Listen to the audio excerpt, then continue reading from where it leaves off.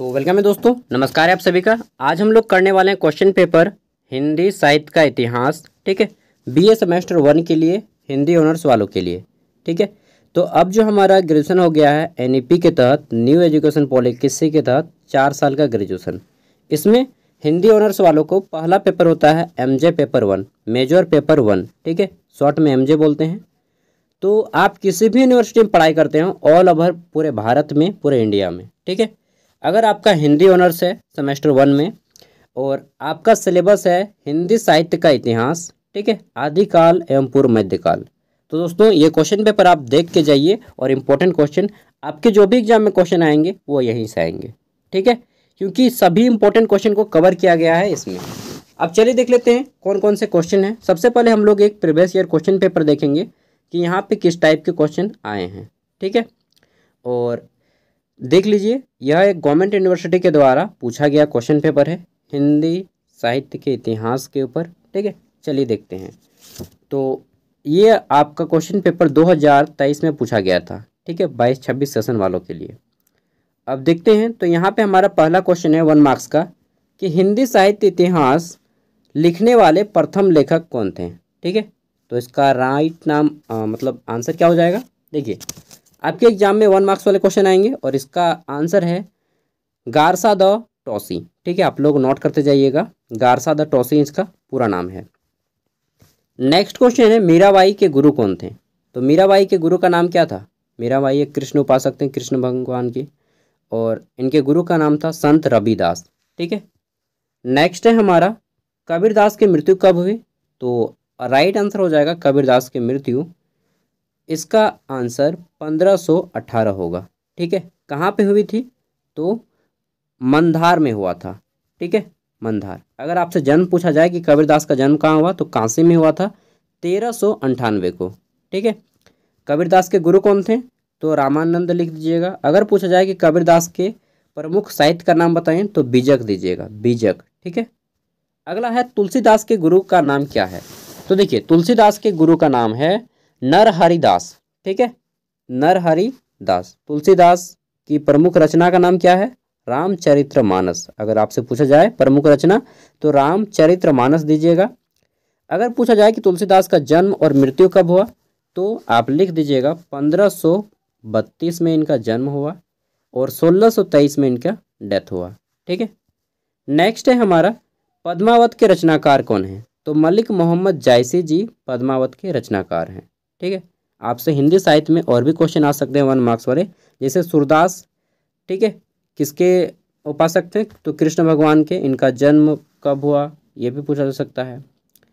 विद्यापति के बारे में पूछा जा सकता है कि विद्यापति की प्रमुख रचना कौन सी है, तो पदावली। ठीक है, सॉरी, पदावली। नेक्स्ट है हमारा अमीर खुसरो के बारे में पूछा जा सकता है कि अमीर खुसरो की प्रमुख रचना क्या है, तो तुगलकनामा अमीर खुसरो की प्रमुख रचना है। ठीक है, ये पूछा जा सकता है, तुगलकनामा, और इसे हिंद का तोता या तूतीय हिंद कहा जाता है। अब चलिए 5 मार्क्स वाले क्वेश्चन देखते हैं कि एग्जाम में कैसे आए थे। तो 5 मार्क्स वाला क्वेश्चन आया था हमारा कि हिंदी साहित्य के कवियों एवं रचनाओं का संक्षिप्त परिचय दें। ठीक है, अगला है राष्ट्र काव्य परंपरा का उल्लेख करें। देन हमारा क्वेश्चन है सूरदास की भक्ति भावना पर संक्षिप्त टिप्पणी लिखें। ठीक है, और चौथा क्वेश्चन है मीराबाई के कृतित्व एवं व्यक्तित्व पर संक्षिप्त टिप्पणी लिखें। ये आपके एग्जाम में 5 मार्क्स वाले आए थे। अगर आपके एग्जाम में 5 मार्क्स वाले क्वेश्चन आते हैं, तो इसका आंसर आप लोग एक खड़ा पन्ना का दोनों साइड कीजिएगा, मतलब एक वो खड़ा पन्ना, पेज बोलेंगे तो 2 गो। ठीक है, नेक्स्ट है हमारा ख, और इसमें आपके 15 मार्क्स वाले या 20 मार्क्स वाले क्वेश्चन आएंगे। टाइमिंग तो 3 घंटा रहेगा, इसलिए इसका आंसर आप लोग 2 खड़ा पन्ना और एक खड़ा पन्ना का एक साइड, मतलब एक खड़ा पन्ना में 2 पेज होता है, तो 5 पेज में आपको आंसर करना है, अगर आपके एग्जाम में 15 मार्क्स या 20 मार्क्स का क्वेश्चन आता है तो। ठीक है, तो इसमें देखिए किस टाइप के क्वेश्चन पूछे गए थे। पहला है आदिकाल की परिस्थितियों का उल्लेख करें। नेक्स्ट है सगुन भक्ति काव्य की प्रवृत्तियों का वर्णन करें।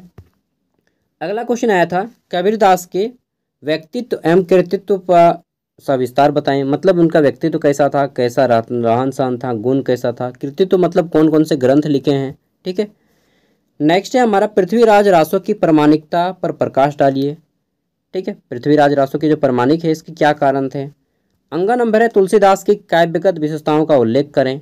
और 6 नंबर है हिंदी साहित्य के इतिहास का काल विभाजन पर प्रकाश डालें। हिंदी साहित्य को कितने कालों में बांटा गया है, कौन कौन से काल हैं, ठीक है, इन सब के ऊपर डिस्कस है। अब देखिए बाकी जो बच जाते हैं क्वेश्चन पेपर में थे उस सभी क्वेश्चन को सॉल्व करना है आपको, और एग्जाम से पहले ये जो इम्पोर्टेंट क्वेश्चन है इस इम्पोर्टेंट क्वेश्चन को भी आपको सॉल्व करना है, ठीक है। तो इसमें इम्पोर्टेंट क्वेश्चन जो बनाए गए हैं, पहला है हिंदी साहित्य इतिहास लेखन परंपरा के बारे में बताना है, ठीक है। हिंदी साहित्य के इतिहास की लेखन परंपरा कब से चली आ रही है, कब से, कौन कौन से कवि हैं इसमें फेमस, ठीक है। फिर है हिंदी साहित्य इतिहास में काल विभाजन और नामकरण की समस्या के बारे में बताइए, ठीक है, कौन कौन से कवि किस का टाइम पीरियड को कितना टाइम पे रखा है। नेक्स्ट है हमारा आदिकाल, गलत हो गया टाइपिंग, आदिकाल का नामकरण और काल सीमा का निर्धारण करें, ठीक है। आदिकाल का नामकरण और काल सीमा का निर्धारण करें, यहाँ पे टाइपिंग मिस्टेक है, इसको सुधार लीजिएगा। अगला है हमारा आदिकालीन सिद्ध साहित्य के प्रमुख विशेषताओं का वर्णन करें। कौन कौन से सिद्ध साहित्य हैं, उसकी विशेषताएं क्या हैं, ये बताने हैं। 5वां क्वेश्चन है रासो काव्य परंपरा में पृथ्वीराज रासो का स्थान निर्धारित करें, ठीक है। 6वां क्वेश्चन है पृथ्वीराज रासो को प्रमाणिक मानने के पीछे क्या कारण है, उत्तर दीजिए, ठीक है। अगला है 7 नंबर भक्ति आंदोलन की पृष्ठभूमि तथा प्रमुख प्रवृत्तियों का वर्णन करें, ठीक है। भक्ति आंदोलन कब से शुरू हुआ, कैसे शुरू हुआ, किनका योगदान रहा और इनमें कौन कौन सी प्रमुख प्रवृत्तियां हैं। 8 नंबर है संत काव्य परंपरा तथा सूफी काव्य परंपरा में कौन कौन सी समानताएं हैं और कौन कौन से अंतर पाए जाते हैं, इसे बताइए, ठीक है। 9 नंबर क्वेश्चन है कृष्ण काव्य परंपरा तथा राम काव्य परंपरा की विशेषताओं का वर्णन करें। अंतिम क्वेश्चन है हिंदी साहित्य इतिहास पर संक्षिप्त टिप्पणी लिखें। दोस्तों ये क्वेश्चन है, अगर आप इतना कर लेते हैं हिंदी साहित्य का इतिहास एमजे पेपर 1, ठीक है, बीए सेमेस्टर 1 हिंदी ऑनर्स, एक भी क्वेश्चन मुश्किल से नहीं छूटेगा, ठीक है, चाहे आप किसी भी यूनिवर्सिटी में पढ़ाई करते हो। चलिए मिलते हैं नेक्स्ट वीडियो में। इसका पीडीएफ का लिंक मैं वीडियो का डिस्क्रिप्शन में दे रहा हूँ, जिनको भी चाहिए डाउनलोड कर लीजिएगा और एग्जाम से पहले इसे सॉल्व कर लीजिएगा। आंसर कहाँ से मिलेगा, तो गूगल साक्षात है जी। अगर आपके पास बुक है तो बुक सही, मैं तो कहूँगा सबसे बेस्ट है गूगल। गूगल में जाइए, प्रत्येक क्वेश्चन को सबसे पहले नोट कीजिए कॉपी में, और इन सभी प्रश्नों का आंसर आप गूगल से पढ़िए और अपने शब्दों में लिखिए और एक छोटा सा नोट्स बना लीजिए, और एग्जाम से पहले उस नोट्स को एक बार रिवाइज कर लीजिएगा एग्जाम हॉल घुसने से पहले। थैंक यू, बाय, मिलते हैं नेक्स्ट वीडियो में।